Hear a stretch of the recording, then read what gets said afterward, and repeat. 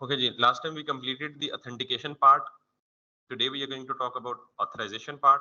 Authentication का मतलब ये है कि आपने किसी भी यूजर को अपनी एप्लीकेशन यूज करने से पहले ऑथेंटिकेट करना है कि he is an valid user और not valid user, he is allowed to enter your application और नॉट।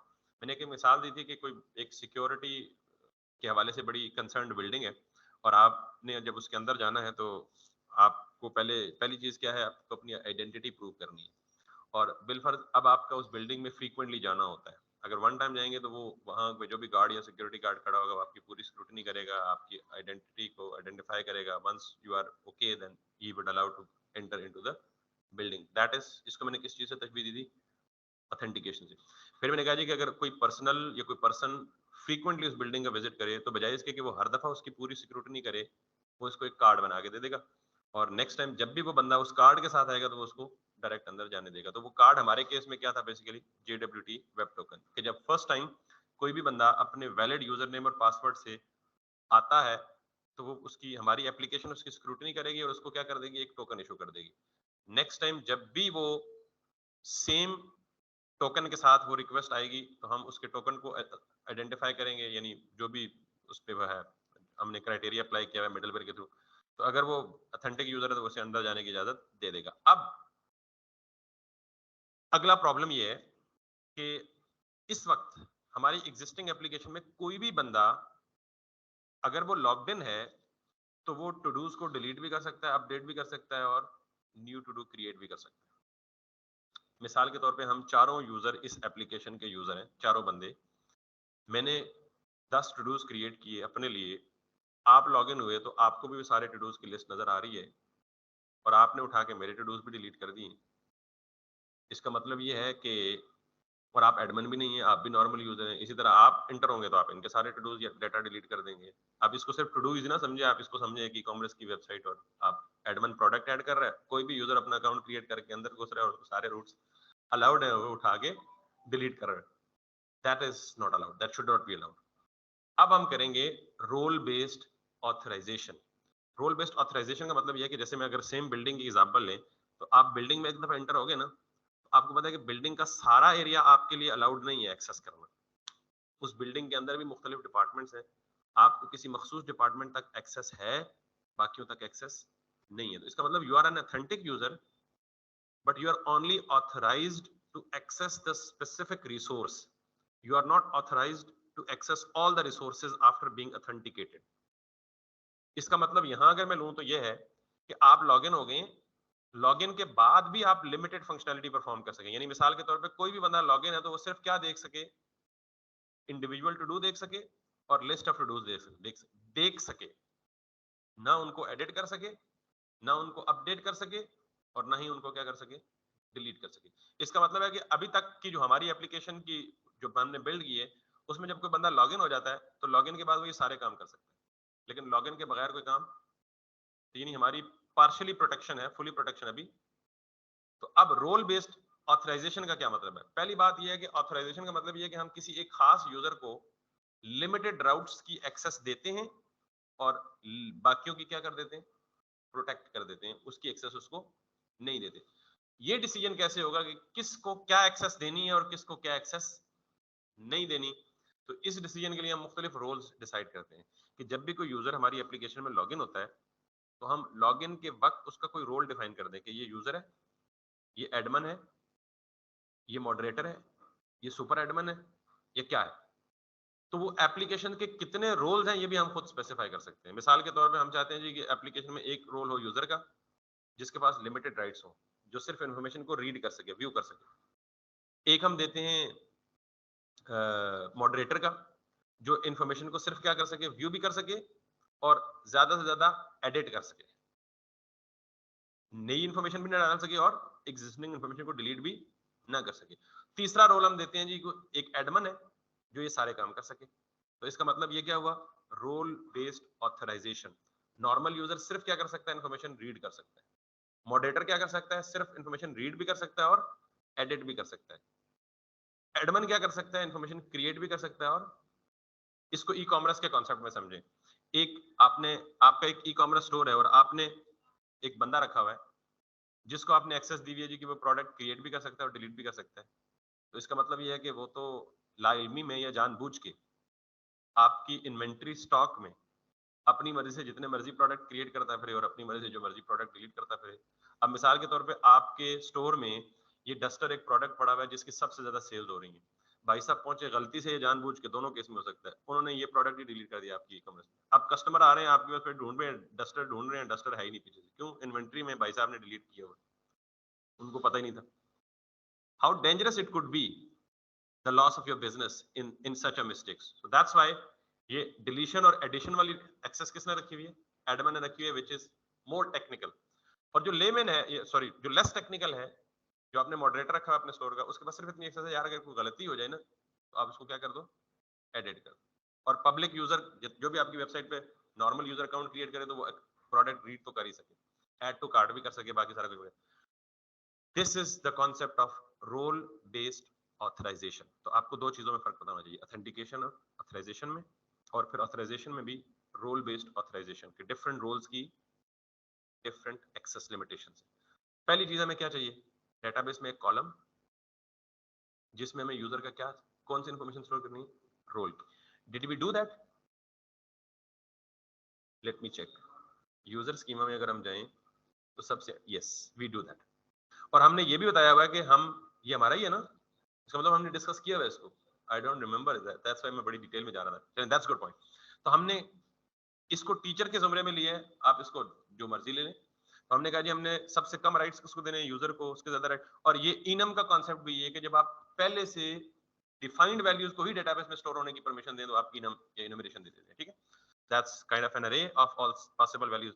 और अगर कोई रोल डिफाइन ना हो तो नॉर्मल रोल क्या दो, यूजर दो। अब हम इसका ये मैकेनिज्म करते हैं, यहाँ पे एक मिडलवेयर बनाते हैं, और उस मिडलवेयर में जैसे हम हर रिक्वेस्ट आने के बाद और रिस्पांस भेजने से पहले बीच में ये चेक करते हैं कि ये ऑथेंटिक है या नहीं है। अब हम ये भी चेक करेंगे साथ, ऑथेंटिसिटी तो चेक कर ही रहे हैं, अब हम उसकी अथॉरिटी भी चेक करेंगे, क्या ही इज ऑथराइज्ड और not. So we can have actually another middleware right in here, और दैट मिडलवेयर शुड बी, किधर है मिडलवेयर यार, ये मिडलवेयर ऑथ। और जैसे ये फंक्शन लिखा ना वैसे ही हम करेंगे जी, एक्सपोर्ट कॉन्स्ट, ऊपर हमने लिखा है इज ऑथेंटिकेटेड यूजर, ठीक है, यहां हम लिखते हैं is authorized user, is authorized user equals to this this this and this. अब जहां भी ये फंक्शन हम कॉल करेंगे वहां से हम स्ट्रिंग वैल्यूज भेज सकते हैं। मिसाल देता हूं, यानी मैं इस मिडलवेयर को यहां से, ये नहीं चाहिए, हम राउट टेबल प्रोटेक्शन कर रहे हैं ना राउट्स पे, तो हम इसको पहले इंपोर्ट कर लेते हैं इसी फाइल से auth.js, और जहां हम ऑथेंटिकेशन चेक कर रहे हैं, ऑथेंटिकेशन के बाद ये क्या चेक करें, अपडेट डिलीट और न्यू में करना चाह रहे हैं ना फिलहाल, तो मैं चाह रहा हूं कि ये करने के बाद ये भी चेक करें और फिर ये भी चेक करें। आपने अगर सुना हो कि मिडलवेयर क्यू, ये सारी क्यू है, जब भी इस एंड पॉइंट पे रिक्वेस्ट आएगी पहले कहाँ जाएगी, इस फंक्शन में, फिर कहाँ जाएगी, और फिर यहाँ आएगी। अगर पहले दोनों में से किसी में कोई इशू है तो वहीं से रिटर्न कर जाएगी। अब मैं ये चाह रहा हूं कि जब मैं यहां से ये रिक्वेस्ट, यहां से इस राउट पे ये ताला लगाऊं या प्रोटेक्शन लगाऊं, तो साथ बताऊं कि इस राउट को कौन कौन एक्सेस कर सकता है, तो फिर रोल बेस्ड ऑथराइजेशन है ना। तो मैं कहता हूं जी कि यहां मैं दे देता हूं जी कि इसको सिर्फ एडमिन तो एक्सेस कर ही सकता है सारों को, उस पर तो कोई पाबंदी नहीं है भाई। साथ में मैं दे दूं कि इसको कौन कौन एक्सेस कर सकता है, एडमिन और मॉडरेटर। ये वही होने चाहिए जो आपने यहां स्पेसिफाई किए हैं। हम किधर है हमारा स्कीमा, किधर है स्कीमा, किधर है ये। तो हम चाहते हैं जी कि एडमिन और टीचर एक्सेस कर सके, तो हम यहाँ पे क्या कहेंगे जी, एडमिन और टीचर, यानी किसी भी इंफॉर्मेशन को डिलीट कौन कौन कर सकता है, या एडमिन कर सकता है या टीचर कर सकता है। दूसरे दोनों बंदे स्टूडेंट और यूजर इन दोनों को डिलीट नहीं कर सकते। इसी तरह अगर मैं ये चाहता हूं कि जो न्यू है ना, न्यू सिर्फ कौन कर सके, सिर्फ एडमिन। यानी डिलीट टीचर और एडमिन दोनों कर सके, और न्यू इन्फॉर्मेशन कौन ऐड कर सके, सिर्फ और सिर्फ एडमिन, या what ever your personal criteria में भी। यहाँ पे 4 5 6 स्ट्रिंग वैल्यूज भी दे सकते हैं, फिर उन सारों को चेक करेगा। इसका मतलब ये है कि यहाँ से मैं ये फंक्शन कॉल कर रहा हूँ इज ऑथराइज्ड यूजर, तो इसमें मैं 1 2 3 4 6 7 जितने मेरे रोल्स हैं वो सारी पॉसिबल वैल्यूज में पास कर सकता हूँ। तो जब किसी फंक्शन में जितने आर्ग्यूमेंट्स आप पास करते हैं, रिसीव भी उतने ही करने पड़ते हैं ना। यहाँ तो हमें पता ही नहीं कि कितने पास करेंगे हम तो जेनेरिक लॉजिक लिख रहे हैं ना। यहाँ से 1 भी पास हो सकता है, यहाँ से 3 भी पास हो सकते हैं, और किसी जगह से 6 भी पास हो सकते हैं। तो हमारा ये फंक्शन इतना जेनेरिक होना चाहिए, इधर गया मिडलवेयर में, ये फंक्शन इतना जेनेरिक होना चाहिए कि जितने भी पैरामीटर्स यूजर भेजे इसको वो एक्सेप्ट करने चाहिए। तो आपने ये सिंटैक्स कहीं पढ़ा है? ये क्या कहलाएगा यहाँ पे? ये 3 डॉट्स यहाँ पे क्या कहलाएंगे? स्प्रेड या रेस्ट? क्योंकि आपको पता है 3 डॉट्स ही स्प्रेड होते हैं और 3 डॉट ही रेस्ट होते हैं। ये क्या कहलाएंगे? ये रेस्ट है, क्योंकि हम इंफॉर्मेशन को अनपैक नहीं कर रहे। हम जो इन्फॉर्मेशन आ रही है वो 2 भी हो सकते हैं, वो 3 भी हो सकते हैं, उन सारों को क्या कर रहे हैं? पैक कर रहे हैं। तो ये स्प्रेड नहीं होगा, ये क्या होगा? क्योंकि स्प्रेड क्या होता है, उसको आप एक पैकिंग दें, उसको अनपैक कर देते हैं। इसको आप मल्टीपल वैल्यू दें, सारों को पैक करके इन द फॉर्म ऑफ अरे रिसीव करेगा। क्लियर होगी बात?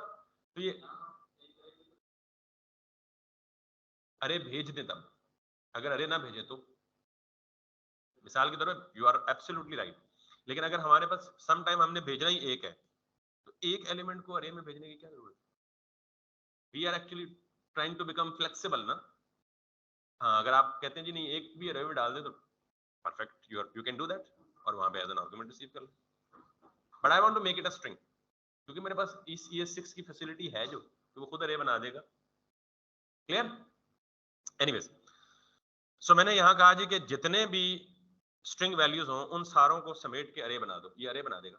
बेसिकली रेस्ट ऑपरेटर आपको पता ही है, तो ये पहचान करनी है। अच्छा, अब मुझे इस ऑथराइज्ड यूजर के अंदर ये चीज भी चाहिए, रिक्वेस्ट, रिस्पॉन्स और नेक्स्ट। लेकिन ये तो मुझे जाहिर है, अगर इस फंक्शन में रिक्वेस्ट, रिस्पॉन्स और नेक्स्ट करूंगा तो चौथा आर्गुमेंट तो सिर्फ एक ही मिडलवेयर को अलाउ है, वो एरर मिडलवेयर है। समझ आई बात? तो इसका मतलब है जो मुझे इस फंक्शन में आर्गुमेंट्स पास होने हैं वो भी तो रिसीव करने, साथ में मुझे रिक्वेस्ट रिस्पॉन्स भी चाहिए। ठीक, तो इसके लिए मैं क्या करूंगा कि ये फंक्शन क्या रिटर्न करे, ये फंक्शन एक और फंक्शन रिटर्न करे। इस फंक्शन के रिटर्न करवाने की वजह पता है क्या है? मुझे रिक्वेस्ट, रिस्पॉन्स और नेक्स्ट चाहिए था, जो मैं इधर इसके साथ नहीं दे सकता था। समझ आ गई बात? तो जो ऑथराइज्ड मिडलवेयर है that should return another function. वो जो फंक्शन है वो किस लिए मैंने लिखा? ताकि मुझे रिक्वेस्ट, रिस्पॉन्स और, ठीक। And now I have actually opened this up, and let me explain this. अब देखें,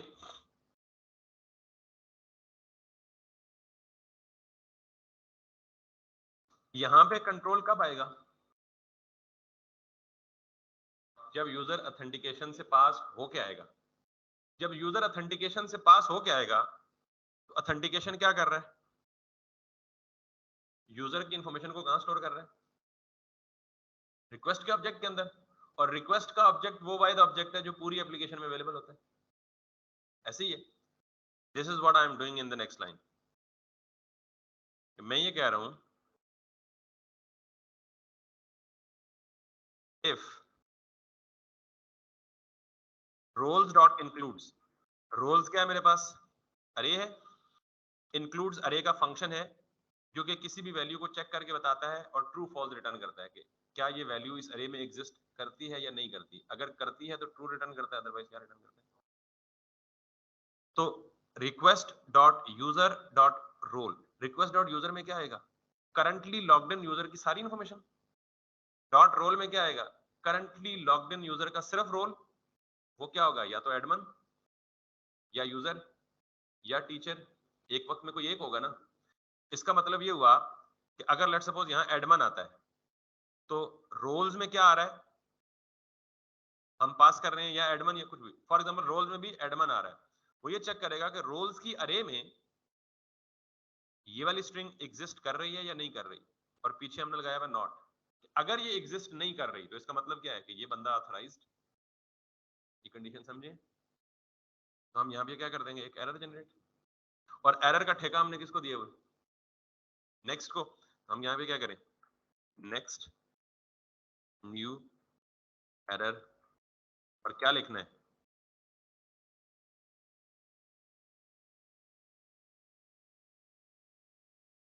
unauthorized user या you are not allowed to access this resource। और अगर कंट्रोल इसके अंदर नहीं आता, इफ के अंदर, तो इसका मतलब क्या है, ऑथराइज्ड यूजर है ना। तो क्यू में नेक्स्ट मिडलवेयर है, उसको कॉल जाने दो। Make sense? And that's pretty much from this. एहतियातन मैंने इसको साथ खोल के इसलिए रखा था कि अक्सर हम छोटी मोटी मिस्टेक में घंटा घंटा बैठे रहते हैं, रिकॉर्डिंग में नॉर्मली टाइम वेस्ट होता है, but I hope you got the concept. मैं इस तरह के छोटे छोटे चंक्स को ना जिस्ट बना लेता हूँ। Do you know what is gist? GitHub का एक फीचर है जिसमें आप छोटे छोटे इस तरह के चंक्स जिनके बारे में आपको खदशा हो कि आप भूल जाएंगे, आप गिटहब में जाएं और अपने जिस्ट बना लें।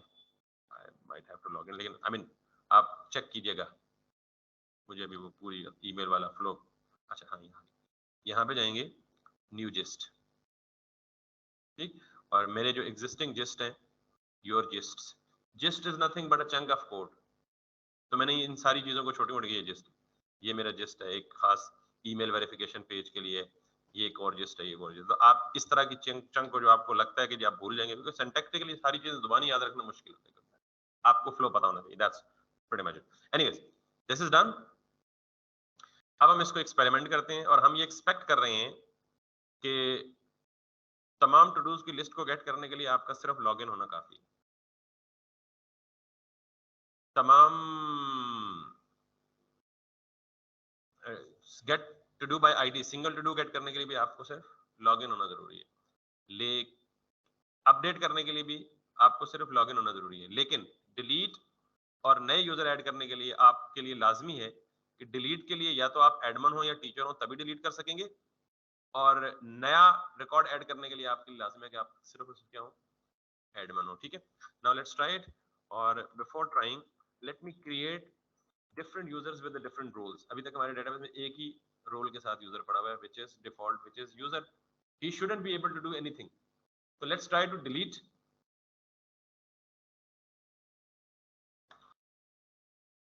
मैं करता हूं जी यहाँ पे, लेट्स सपोज लॉगिन रजिस्टर, ये क्या डिलीट का हमने एंड पॉइंट नहीं बनाया हुआ। अच्छा चलें, गेट ऑल टू डू पे करते हैं। सो ये मुझे कह रहा है कि please log in to access this resource. पहले लॉगिन करते हैं। लॉगिन अगर हो जाए, लॉगिन हो गया, कुकी भी सेट हो गई। अब हम करते हैं जी लॉगिन, उसने सारे दे दिए। अब हम इस पर्टिकुलर यूजर को करते हैं, इस पर्टिकुलर टू डूज को डिलीट करते हैं, ठीक है। और ये डिलीट करते हैं बाय आईडी। इसके लिए हम यहाँ बनाते हैं जी क्या, यहाँ से ये उठाते हैं और v1 slash DODO to do slash DELET delete slash ID देनी है मुझे, वो आईडी में देता हूँ इसको। और ये है this is test title updated, ठीक है। So this is something like that. पहले मैं चेक कर लूँ कि if I am making the correct requests. So it should be slash v1 slash to do slash delete slash ID, ठीक है, correct है। और कौन, एडमिन या टीचर इसे परमिशन देनी चाहिए।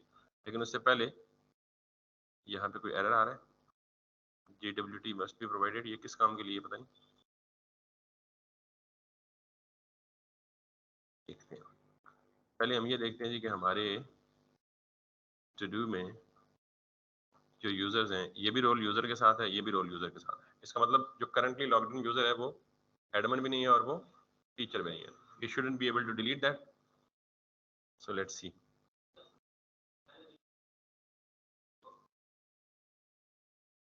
वो तो साइन अप के वक्त आप रोल स्पेसिफाई करते हैं ना, क्योंकि अगर आप नॉर्मली पब्लिकली आपका जो वेबसाइट का फ्रंट फेसिंग पब्लिक होती है ना, तो वो तो डिफॉल्ट सारे के सारे एज ए यूजर ही ट्रीट होने चाहिए। किसी को मॉडरेटर बनाना है या एडमिन बनाना है तो कौन बनाएगा? जो एप्लीकेशन का ऑलरेडी एडमिन होगा, जिसके पास वो राइट्स होंगे कि वो एडमिन क्रिएट करेगा। तो कोई बंदा खुद से रजिस्टर होकर खुद को एडमिन नहीं बना सके। So now let's see if we hit it, where it is coming from, unauthorized user. पहले तो ये देखें कि हमारी एप्लीकेशन ब्रेक नहीं हुई, और दूसरे नंबर पे ये देखें कि हमारा ये जो मैसेज आ रहा है ना, ये कहाँ से आ रहा है? अनऑथराइज्ड यूजर से आ रहा है। अब हम एक नया यूजर बनाते हैं और उस नए यूजर को डिफॉल्ट में क्या देते हैं, इसको हम सेव कर लेते हैं, डिलीट टू डू।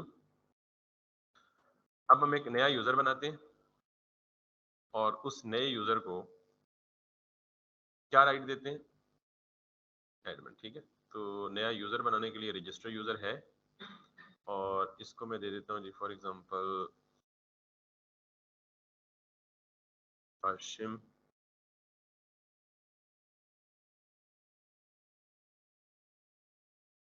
123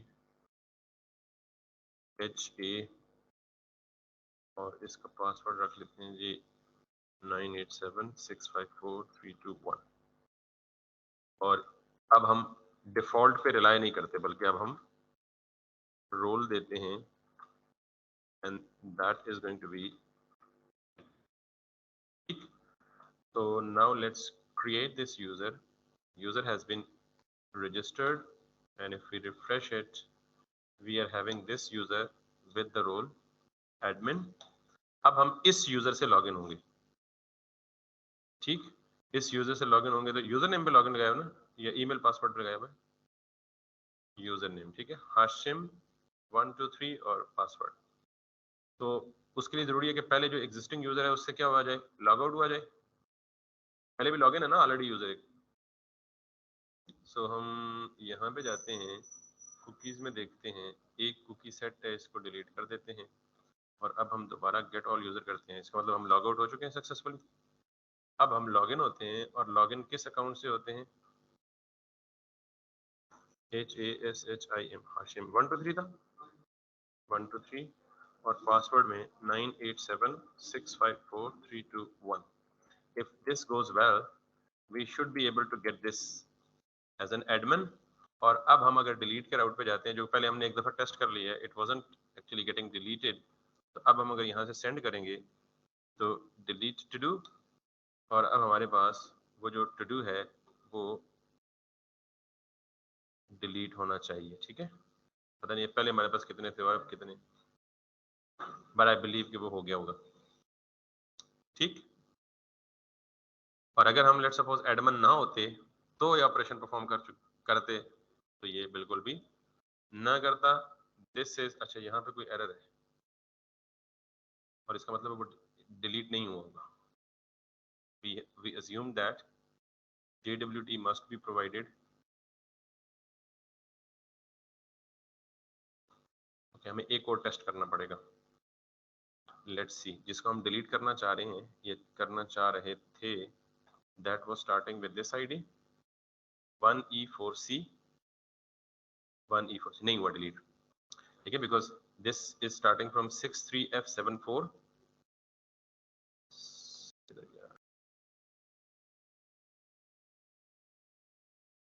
63F745E088, ये डिलीट नहीं हुआ। ठीक, and why is it so? Because of this, और ये क्या कह रहे हैं? JWT must be provided to is authenticated user.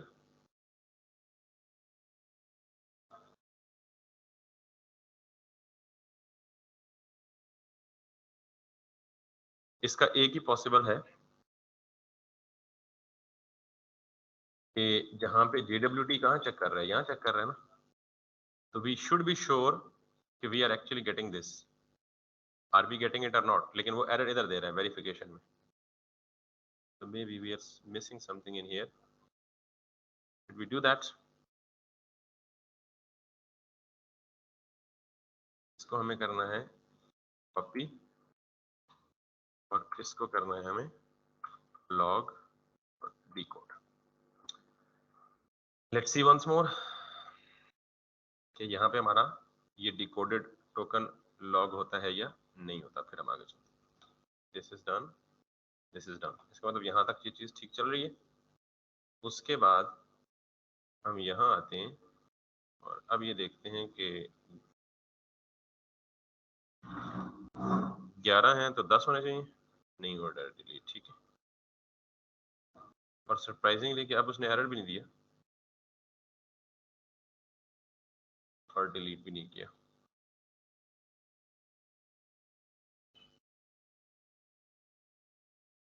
Okay, that's the error.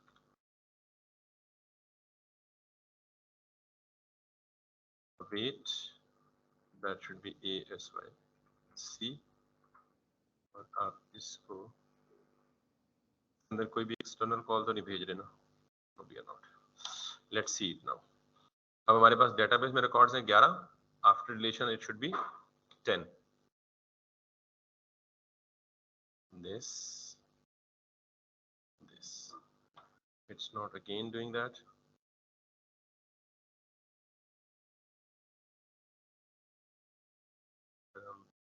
नहीं करते।